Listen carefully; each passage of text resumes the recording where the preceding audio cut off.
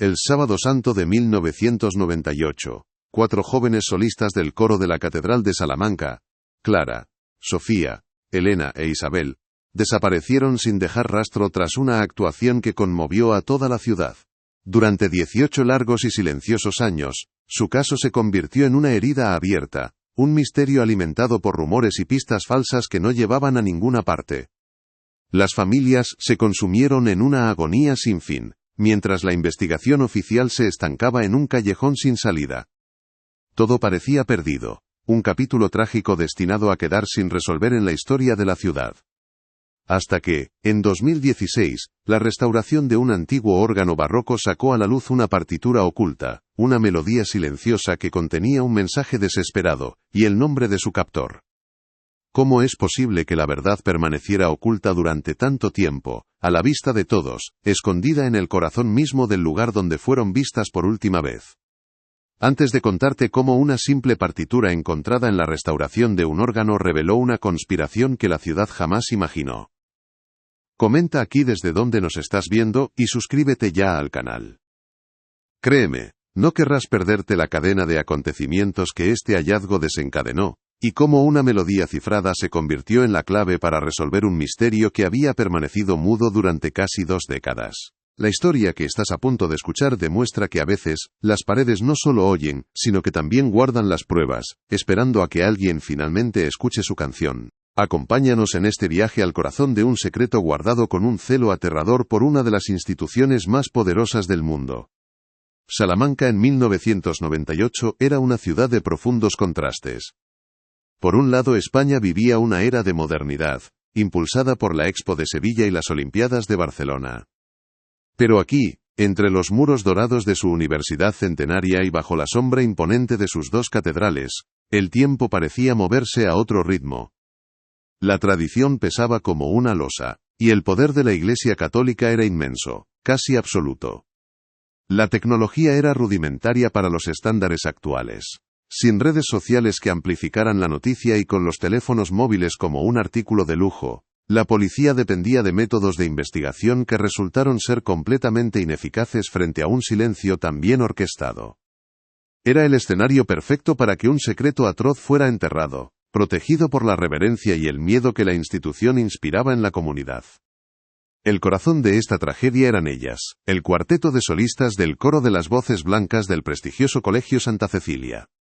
Eran inseparables, 4 adolescentes unidas por la música y una amistad que parecía inquebrantable. Clara, con 17 años, era la líder natural, la soprano principal, disciplinada y ambiciosa. Su sueño era estudiar en el Conservatorio de Viena. Era el pilar del grupo, la que organizaba los ensayos y contagiaba su pasión a las demás. Su familia, de clase media, había invertido todos sus ahorros y esperanzas en su educación musical, viendo en su talento un futuro brillante que se extendería mucho más allá de los muros de Salamanca. Su voz era la promesa de una vida que estaba a punto de empezar, una promesa que se desvaneció en una sola noche. A su lado estaba Sofía, de 16 años, la contralto del grupo. Era la más tímida, dueña de una voz de una pureza excepcional que solo se liberaba por completo cuando estaba rodeada de sus amigas. Sufría un pánico escénico paralizante, pero junto a Clara, Elena e Isabel, encontraba la fuerza para superarlo. Provenía de una familia humilde, y el coro era su único refugio, el lugar donde se sentía verdaderamente valiosa y segura. Luego estaba Elena, de 17 años, la mezzosoprano, era la rebelde, la conciencia crítica del grupo. Con una voz potente y llena de alma, cuestionaba constantemente la estricta disciplina del colegio, y la hipocresía que percibía en algunas de las figuras de autoridad que la rodeaban. Sus padres, de mentalidad más liberal, admiraban su espíritu contestatario, pero también temían que le trajera problemas. Y finalmente Isabel, con 16 años, era la más joven e inocente del cuarteto, una soprano segunda de fe inquebrantable. Veía una bondad intrínseca en todo el mundo, especialmente en los clérigos que las guiaban en su formación musical y espiritual. Su familia tenía lazos muy fuertes y antiguos con la diócesis, lo que cimentaba su devoción y su confianza ciega en la institución. Juntas, las 4 representaban un ideal de pureza, talento y juventud para toda la comunidad salmantina. Eran un símbolo de esperanza y futuro. Precisamente esa confianza, esa inocencia compartida, con la posible excepción de la siempre escéptica Elena, se convirtió en su mayor vulnerabilidad, el punto ciego a través del cual el peligro se filtró sin que nadie, ni ellas ni sus familias, pudiera anticiparlo. La noche del Sábado Santo de 1998 fue el cenit de su carrera musical, y sin saberlo, el final de sus vidas tal y como las conocían. Su actuación durante la vigilia pascual en la Catedral Vieja de Salamanca fue simplemente inolvidable. Interpretaron el Stabat Mater, con una madurez y una emoción que dejó a toda la congregación en un silencio sobrecogido, con los ojos llenos de lágrimas. El eco de sus voces aún parecía flotar bajo las bóvedas centenarias cuando recibieron los elogios del propio obispo, quien las felicitó personalmente por su don divino. Eran el orgullo de la ciudad, el futuro de la música sacra. El aplauso final fue atronador, una ovación que sellaba su éxito y que, trágicamente, se convertiría en el último sonido de normalidad antes de que el silencio lo devorara todo. Tras la actuación, el plan era sencillo y familiar. Las chicas debían reunirse con sus padres y hermanos en la plaza de Anaya, justo a la salida de la catedral, para celebrar juntas el éxito de la noche y el comienzo de las vacaciones de Semana Santa. Las familias esperaban ansiosas, con la alegría y el orgullo reflejados en sus rostros. Sin embargo, nunca llegaron a la plaza. El director del coro, el carismático y respetado padre Anselmo, se acercó a los padres con una sonrisa tranquilizadora. Les comunicó que él mismo las guiaría por una salida lateral, un pasadizo menos concurrido, para evitar la multitud que se agolpaba en la puerta principal. Los padres asintieron, agradecidos, confiaban plenamente en él. Fue la última vez que alguien vio a las 4 jóvenes. Los minutos se convirtieron en una hora. La alegría en la plaza de Anaya se fue transformando lentamente en una inquietud palpable. Los padres se miraban unos a otros, buscando respuestas en los ojos de los demás. La multitud se había dispersado, la plaza se estaba vaciando, y no había ni rastro de las chicas ni del padre Anselmo. La confusión inicial dio paso a una preocupación creciente, que pronto se convirtió en un pánico helado. Cuando finalmente el padre Anselmo reapareció, lo hizo solo y con una calma desconcertante, casi antinatural. Su explicación fue simple, demasiado simple. Sugirió que las chicas, eufóricas por el éxito de la actuación, probablemente habían decidido dar un paseo por su cuenta para celebrarlo. Una teoría que a nadie le sonó creíble, pero que nadie se atrevió a rebatir en voz alta. Desde ese preciso instante, la investigación nació herida de muerte. La policía local, mostrando una deferencia abrumadora hacia la diócesis, adoptó casi sin cuestionarla la teoría de la fuga voluntaria. El padre Anselmo, con una sutileza calculada, deslizó la idea de que Elena, con su conocido carácter rebelde, podría haber convencido a las demás para escaparse. Esta narrativa se convirtió en la versión oficial extraoficial, una explicación cómoda que desviaba cualquier sospecha del interior de la catedral.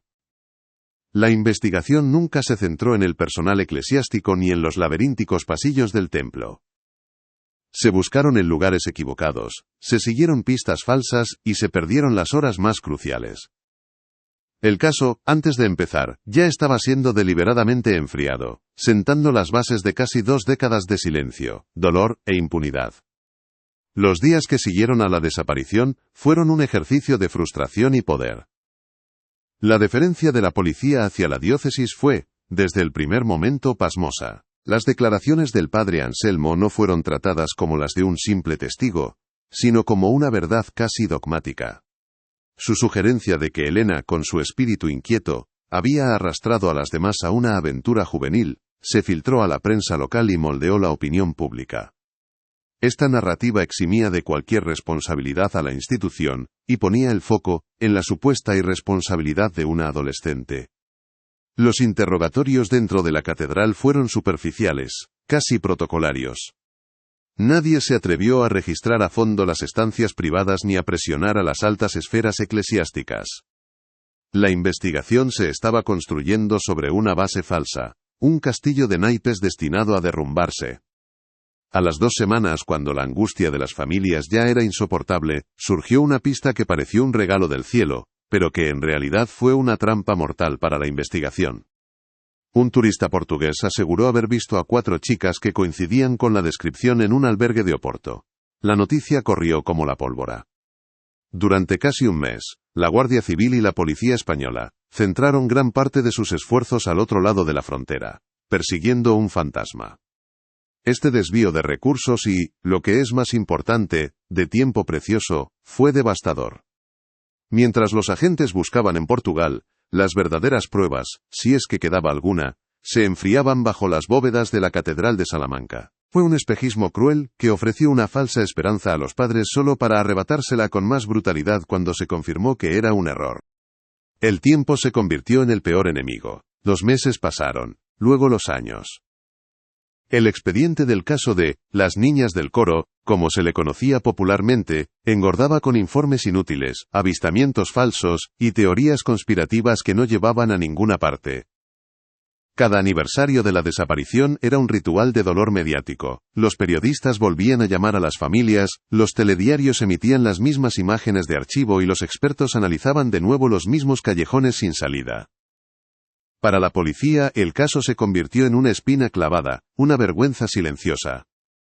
Finalmente, tras un año de búsquedas infructuosas y sin una sola prueba física, el caso fue archivado extraoficialmente. Quedó relegado a un cajón, un misterio sin resolver que la ciudad parecía dispuesta a olvidar para poder seguir adelante. Pero para los padres de Clara, Miguel y Carmen, el archivo policial no significó nada. Su búsqueda personal acababa de empezar. Invirtieron todos los ahorros de su vida, vendieron el pequeño negocio familiar, y contrataron a una sucesión de detectives privados, que prometían resultados milagrosos. Viajaron por toda España siguiendo pistas que se desvanecían en el aire. Imprimieron miles de carteles con el rostro sonriente de su hija, pegándolos en cada pueblo y ciudad con una tenacidad que rayaba en la obsesión. Cada llamada telefónica era un sobresalto. Cada coche desconocido que se detenía en su calle, una punzada de esperanza. Vivían en un estado de alerta permanente, atrapados en un limbo de dolor del que no había escapatoria. Su vida se convirtió en un monumento a la ausencia de su hija, una herida que se negaba a cicatrizar. La madre de Sofía, Ana, se rompió por dentro. Era una mujer frágil, y la incertidumbre la consumió hasta dejarla hueca. Sufrió una grave crisis nerviosa de la que nunca llegó a recuperarse del todo. Pasaba los días sentada junto a la ventana, esperando ver a su hija doblar la esquina, una espera silenciosa y eterna que la aisló del mundo. En la casa de Elena, la atmósfera era diferente, cargada de una culpa asfixiante. Sus padres, que siempre habían fomentado su espíritu crítico, se torturaban pensando que quizás habían sido demasiado permisivos, que deberían haberla protegido más. Releían sus diarios una y otra vez, buscando en sus palabras una clave, una premonición, algo que hubieran pasado por alto. La culpa era un veneno lento que erosionaba su relación, y lo sumía en un silencio lleno de reproches no dichos. Quizás la transformación más dolorosa fue la de la familia de Isabel. Profundamente religiosos, su fe era el pilar que sostenía sus vidas. Habían bautizado a sus hijos en esa misma catedral. Habían colaborado en cada evento parroquial, y veían en la iglesia una extensión de su propio hogar. La desaparición de su hija dentro de esos muros sagrados, seguida del silencio evasivo de la diócesis, fue una traición insoportable. Su fe no se debilitó, se hizo añicos. Dejaron de ir a misa, retiraron a sus otros hijos del colegio Santa Cecilia, y cortaron toda relación con una institución que sentían que les había fallado de la manera más cruel posible. Su dolor no era solo por la pérdida de su hija, sino por la pérdida de su brújula espiritual, dejándolos a la deriva, en un océano de resentimiento. Los años pasaron y Salamanca aprendió a vivir con su fantasma. La desaparición de las 4 chicas se convirtió en una trágica leyenda urbana, una historia que los mayores contaban en voz baja a los más jóvenes. La gente evitaba pasar por la plaza de Anaya de noche, como si el eco de la espera de aquellos padres todavía flotara en el aire. El coro de la catedral continuó, pero con nuevas voces, y un pacto de silencio no escrito pareció sellarse sobre el asunto. Hablar de ello era remover un dolor colectivo, una incomodidad que nadie quería afrontar. El caso de las niñas del coro se convirtió en un recordatorio silencioso de que, A veces, los muros de piedra no solo guardan historia y arte, sino también secretos terribles, esperando pacientemente a que el tiempo los convierta en polvo. En el año 2016, 18 años después de que el silencio se tragara a las 4 jóvenes, la Catedral de Salamanca decidió acometer un proyecto monumental. La primera restauración completa en más de un siglo de su órgano barroco. Era una bestia colosal de madera, estaño y aire. Un gigante dormido, que había sido testigo mudo de incontables misas, bodas y funerales. Para los trabajadores, era un desafío técnico. Para la ciudad, un evento cultural. Nadie podía imaginar que en las entrañas de aquel instrumento, entre sus tubos que habían proyectado música celestial durante generaciones, se escondía la clave de un misterio terrenal y diabólico.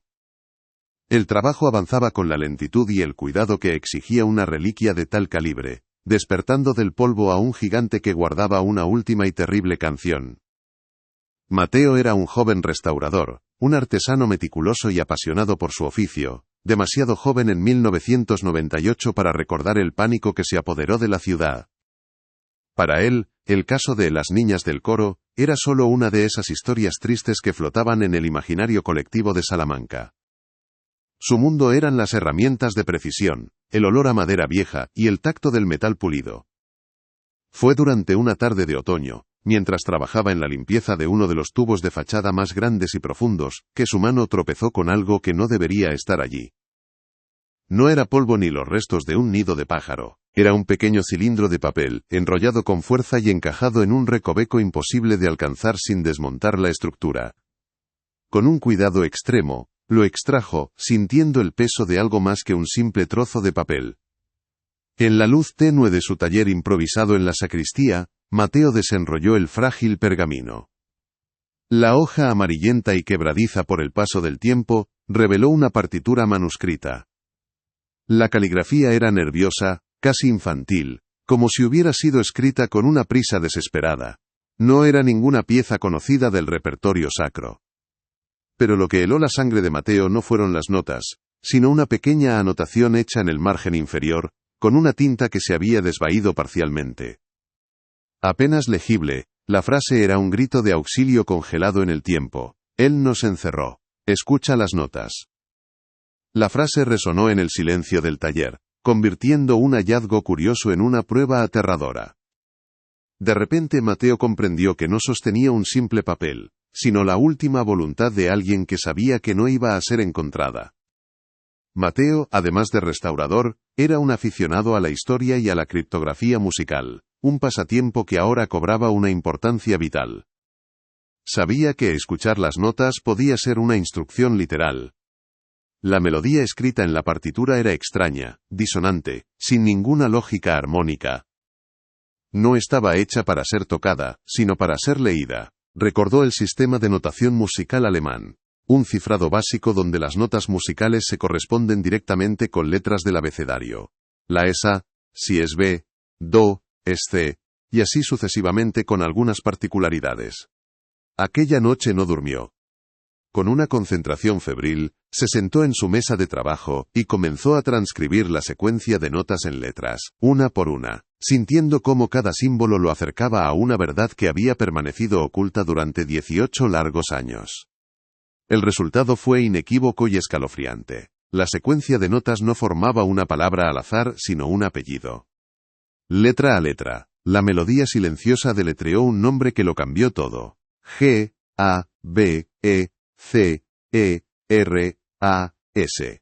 Gabeceras. El nombre no le sonaba de nada, pero no era el que la rumorología popular había señalado durante años.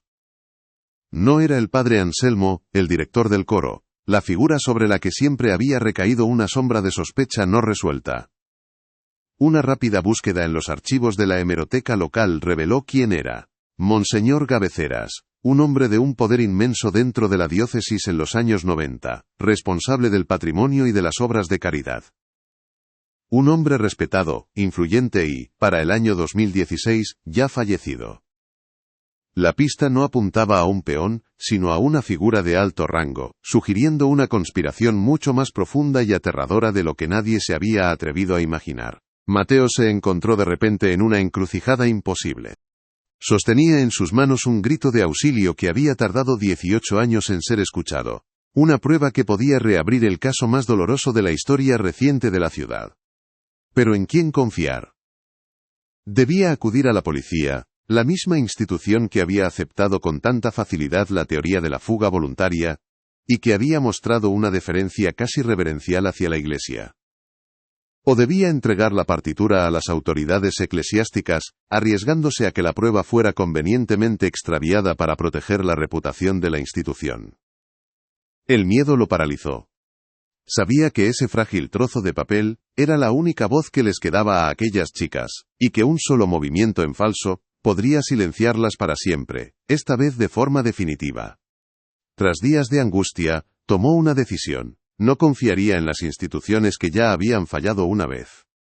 Recordó haber leído una serie de artículos de investigación en un periódico local, firmados por una periodista conocida por su tenacidad y su escepticismo hacia las versiones oficiales. Se llamaba Laura Vargas. Con la partitura guardada en una funda de plástico y el corazón latiéndole con fuerza, buscó su número de teléfono.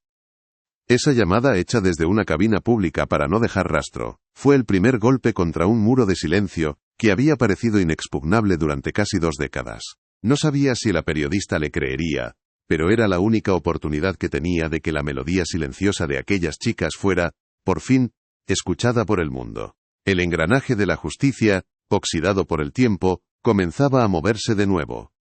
Laura Vargas era una periodista de la vieja escuela, forjada en la calle y movida por un escepticismo casi patológico hacia cualquier versión oficial. Cuando recibió aquella llamada anónima desde una cabina, su primer instinto fue la desconfianza.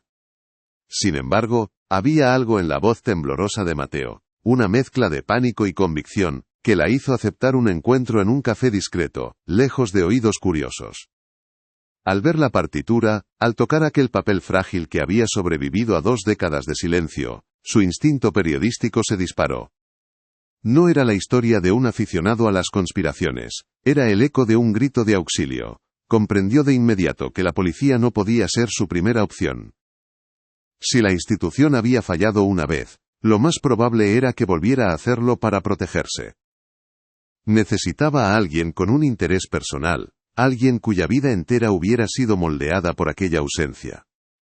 Su primera y única llamada fue para Javier, el hermano mayor de Clara. En 1998, era un estudiante de bachillerato que vio cómo su familia se desmoronaba. Ahora, era un abogado de prestigio, un hombre cuya elección de carrera había sido una consecuencia directa de la impotencia que sintió ante la ineficacia de la justicia.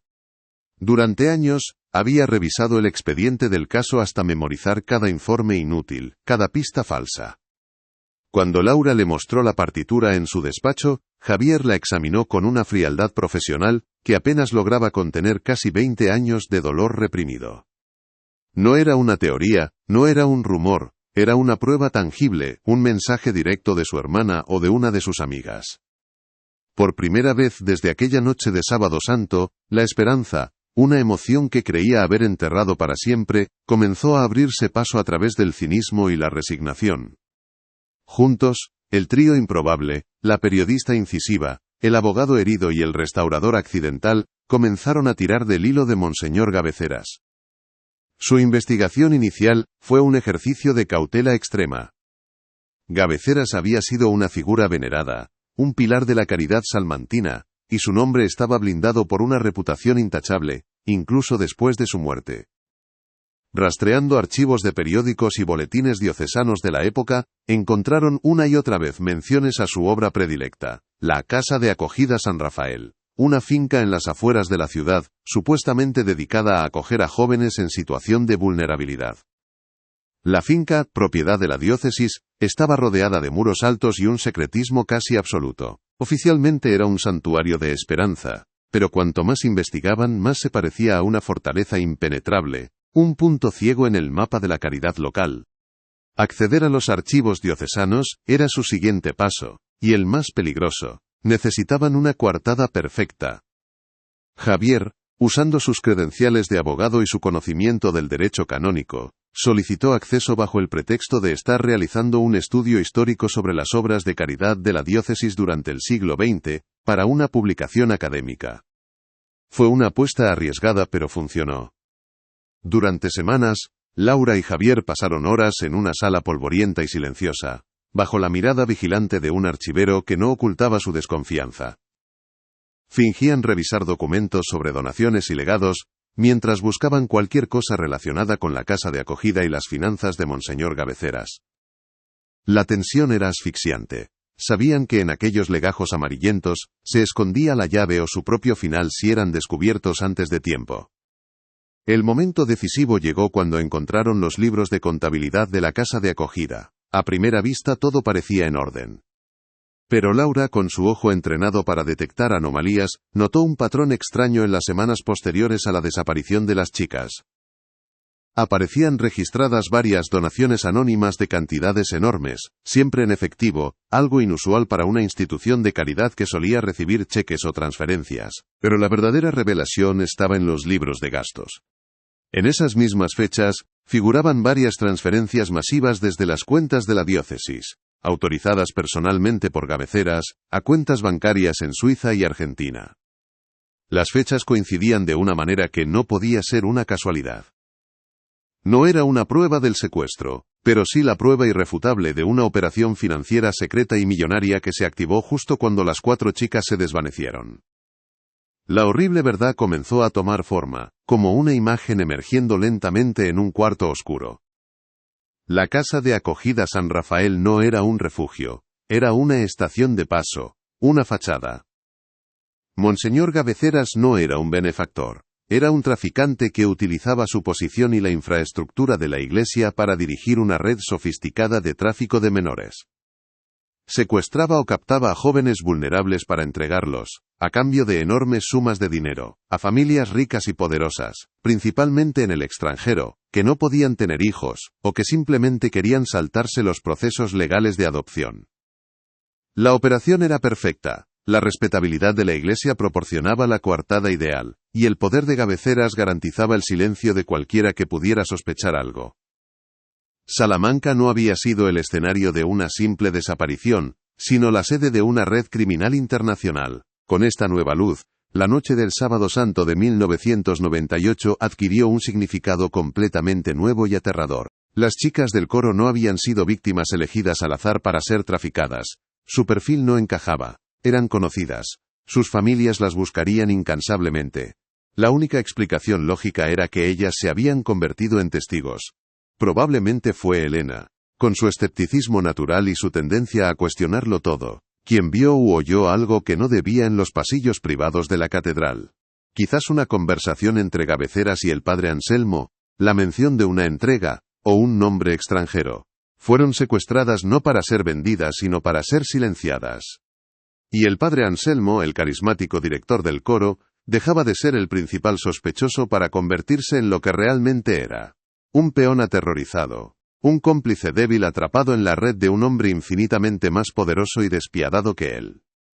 Con las pruebas financieras y la partitura en su poder, Laura y Javier sabían que solo les quedaba una carta por jugar, la más arriesgada de todas.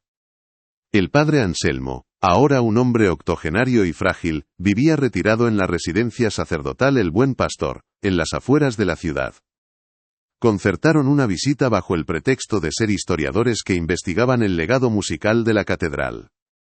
Lo encontraron en una pequeña habitación austera, sentado en un sillón con la mirada perdida en el jardín. Su cuerpo estaba encorvado por el peso de los años, pero sus ojos, al verlos entrar, mostraron un fugaz destello de la misma inteligencia calculadora que había desconcertado a la policía 18 años atrás. La confrontación final no sería en una sala de interrogatorios, sino en aquel aséptico cuarto que olía a desinfectante y a secretos guardados demasiado tiempo.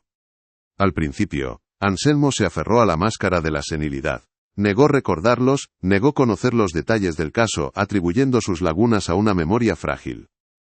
Escuchó con una paciencia casi insultante mientras Laura exponía, con una precisión quirúrgica, los movimientos bancarios de Cabeceras y las transferencias a cuentas en el extranjero.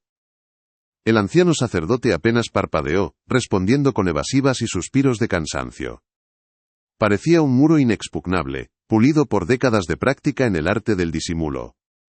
Pero entonces Javier, que había permanecido en silencio hasta ese momento, dio un paso al frente.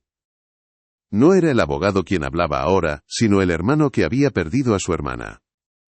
Con un movimiento lento y deliberado, colocó sobre la mesita la funda de plástico que contenía la partitura. No dijo nada. Simplemente esperó.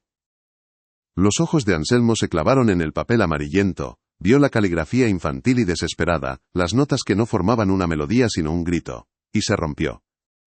No fue un derrumbe ruidoso, sino un colapso silencioso, interior. Su cuerpo se hundió un poco más en el sillón, y una lágrima solitaria, espesa y tardía, rodó por su mejilla arrugada. Fue la partitura, la voz directa de una de las niñas desde el pasado, lo que finalmente demolió su fortaleza. La negación se evaporó, reemplazada por el temblor incontrolable de sus manos. Tras casi 2 décadas de un silencio autoimpuesto, el primer hilo de la confesión emergió en un susurro apenas audible, un sonido que parecía salir de una tumba. Gabeceras. Él era el diablo vestido de sotana, y yo fui su cobarde sirviente. La confesión fluyó entonces como un veneno largamente contenido. Anselmo relató que la noche del Sábado Santo, Elena había entrado por error en el despacho de Gabeceras buscando un baño y lo había escuchado hablar por teléfono en italiano sobre una entrega inminente a una influyente familia argentina. Gabeceras, al descubrirla, se dio cuenta de que su tapadera perfecta había sido comprometida. El pánico se apoderó de él. No podía simplemente deshacerse de Elena, sus amigas notarían su ausencia de inmediato.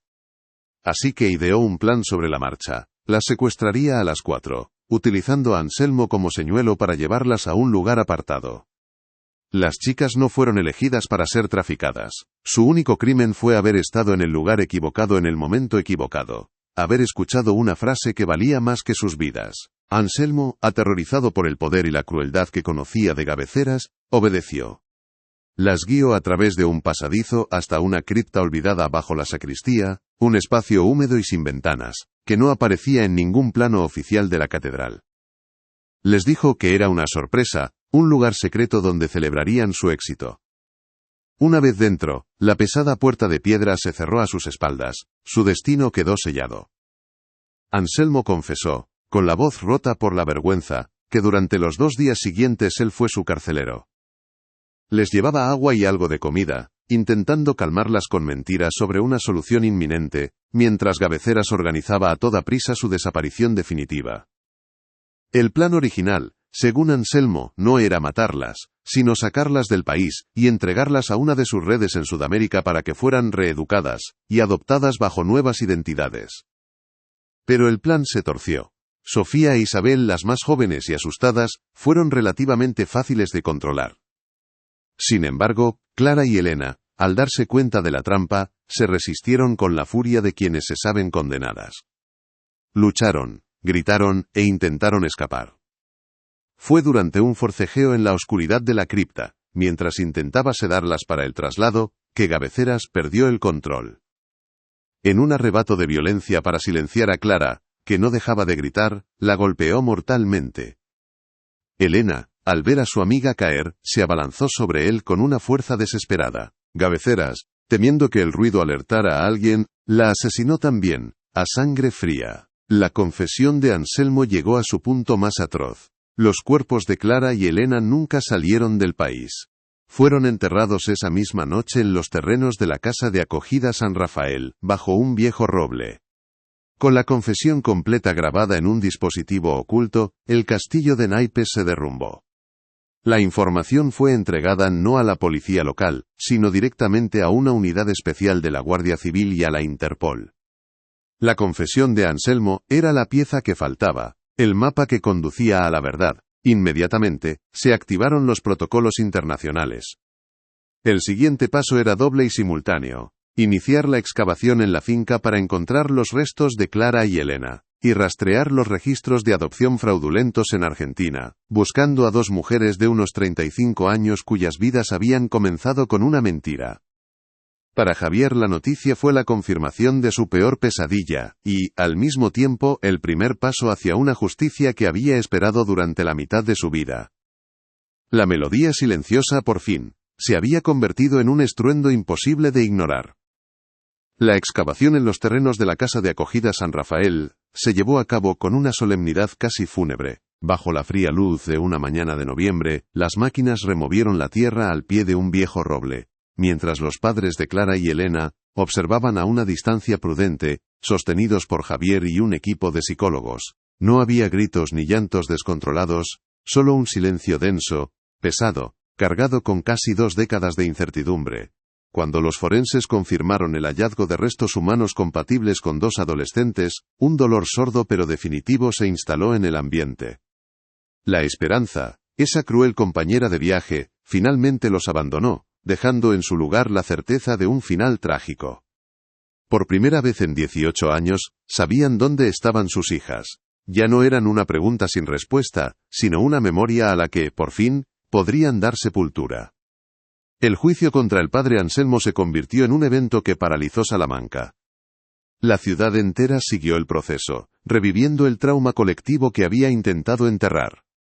En el banquillo, Anselmo ya no era la figura carismática que todos recordaban, sino un anciano encorvado, consumido por una culpa que finalmente había encontrado una voz. Su confesión, leída en voz alta en la sala, fue un relato escalofriante que detallaba no solo los crímenes de Cabeceras, sino su propia y abyecta cobardía. No pidió perdón, quizás porque sabía que no lo merecía. El veredicto fue unánime: cadena perpetua por su complicidad en 2 asesinatos y 4 secuestros. Al escuchar la sentencia, no mostró emoción alguna, como si aceptara que su vida, en realidad, había terminado aquella noche de Sábado Santo, encerrado en una prisión de silencio que él mismo había construido. Mientras tanto, al otro lado del Atlántico, la labor de la Interpol fue un trabajo de orfebrería legal y humana. Siguiendo el rastro del dinero y los registros de adopción fraudulentos, localizaron en Buenos Aires a 2 mujeres, Ana y Lucía, que encajaban con el perfil de Sofía e Isabel. Ambas habían sido criadas en el seno de una influyente familia vinculada a la antigua dictadura militar, creyendo ser hijas biológicas. La revelación de su verdadera identidad fue un cataclismo emocional. Sus vidas enteras se desmoronaron al descubrir que eran un producto del crimen, sus recuerdos de la infancia, una niebla confusa borrada por el trauma, y los sedantes que les administraron de niñas. El proceso de asimilar que sus nombres no eran suyos, y que en España una familia las había llorado durante casi 20 años, fue el comienzo de un segundo calvario, el de reconstruirse desde las ruinas de una mentira. El reencuentro de Sofía e Isabel con sus familias biológicas fue un momento de una complejidad emocional indescriptible, lejos de cualquier idealización cinematográfica. Se produjo en un entorno neutral, con terapeutas presentes, y estuvo marcado por la extrañeza y el dolor compartido. Había abrazos y lágrimas, pero también la barrera invisible de 2 décadas de vidas separadas.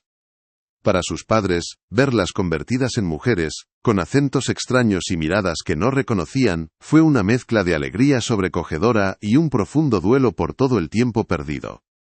Mientras 2 familias comenzaban el arduo camino de conocer a las hijas que les habían arrebatado, las otras 2, las de Clara y Elena, finalmente pudieron celebrar un funeral. La plaza de Anaya, el lugar de la espera infinita, se llenó de flores en un homenaje que unió a toda la ciudad en un abrazo de dolor y alivio. La onda expansiva del escándalo sacudió los cimientos de la Iglesia española de una forma sin precedentes. La confesión de Anselmo y las pruebas documentales de la red de Cabeceras obligaron al Vaticano a intervenir.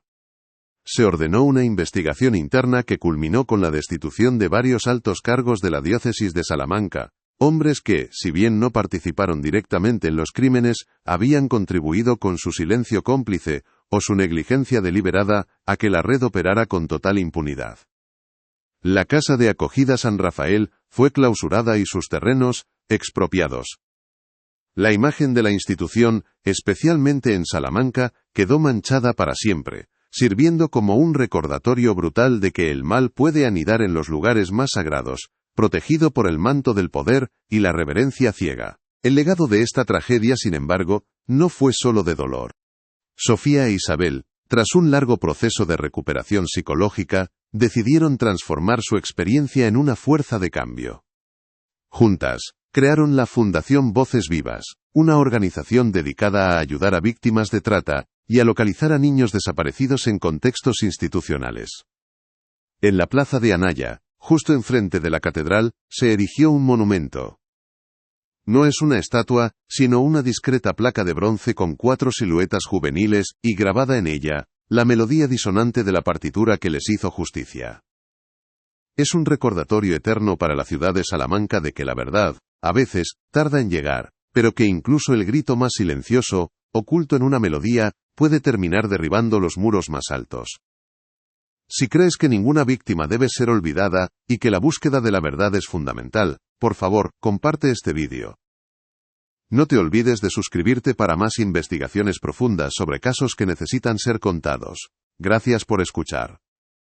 El final de esta historia no trajo la paz simple y reparadora que las películas suelen prometer. Trajo en cambio una justicia de 2 caras, una desgarradora simetría de dolor y reencuentro. Para las familias de Clara y Elena, la verdad llegó en forma de 2 ataúdes blancos, permitiéndoles por fin un ritual de despedida que les había sido negado durante 18 años. Fue un cierre brutal, pero un cierre al fin y al cabo. Para los padres de Sofía e Isabel, la verdad llegó en forma de 2 mujeres adultas con acentos extranjeros y miradas llenas de una vida que no compartieron. El reencuentro fue un milagro teñido de una profunda tristeza por el abismo de tiempo y experiencias que los separaba. 2 familias aprendieron a vivir con la certeza de la muerte, mientras las otras 2 tuvieron que aprender a conocer a las hijas que habían perdido y recuperado en un mismo instante. Salamanca ya nunca volvería a mirar su catedral de la misma manera. El imponente edificio de piedra dorada, antes símbolo incuestionable de fe, poder y belleza, adquirió una nueva y sombría dimensión. Se convirtió en el recuerdo perpetuo de una herida, un monumento a la traición y al silencio cómplice. La plaza de Anaya, donde la espera de los padres se había congelado en el tiempo, es ahora un lugar de memoria. La discreta placa de bronce con las 4 siluetas y la melodía cifrada obliga a cada transeúnte a recordar. No es solo un homenaje a las víctimas, es una advertencia silenciosa. Un recordatorio de que bajo la superficie de las instituciones más veneradas puede esconderse la oscuridad más profunda, y que la reverencia ciega es, a menudo, el mejor aliado de la impunidad. Pero el legado más poderoso de esta tragedia no está grabado en bronce, sino en la acción. Sofía e Isabel, ahora Ana y Lucía para el mundo pero siempre, Sofía e Isabel, en el corazón de sus familias, tomaron el horror de su pasado y lo convirtieron en un faro de esperanza. La Fundación Voces Vivas no es solo una organización, es la materialización de su resiliencia. Con ella dan voz a quienes han sido silenciados, usando su propia historia para iluminar los rincones oscuros donde otras víctimas de trata institucional siguen atrapadas. Su trabajo es la prueba de que, aunque sus captores lograron robarles la juventud y la identidad, nunca pudieron extinguir la fuerza de sus espíritus. Las voces que Cabeceras intentó apagar para siempre, resuenan ahora más fuerte que nunca, en un coro de justicia que se extiende por todo el mundo. Al final, la historia de Las niñas del coro se convirtió en una parábola moderna sobre la persistencia de la verdad. Demostró que ningún secreto, por muy bien guardado que esté tras muros de piedra y sotanas, es eterno. El poder de Monseñor Cabeceras, su red de influencias y el miedo que infundía, no fueron rivales para un frágil trozo de papel escondido en las entrañas de un órgano. Una melodía silenciosa, escrita por una mano temblorosa en la más absoluta desesperación, tardó 18 años en encontrar a su intérprete, pero cuando lo hizo, su sonido fue lo suficientemente fuerte como para derribar un imperio de mentiras. Nos enseña que la justicia no siempre es rápida ni perfecta, pero que a veces, solo necesita que alguien esté dispuesto a escuchar la música que se esconde entre el ruido del silencio. Si crees que ninguna víctima debe ser olvidada y que la búsqueda de la verdad es fundamental, por favor, comparte este vídeo. No te olvides de suscribirte para más investigaciones profundas sobre casos que necesitan ser contados. Gracias por escuchar.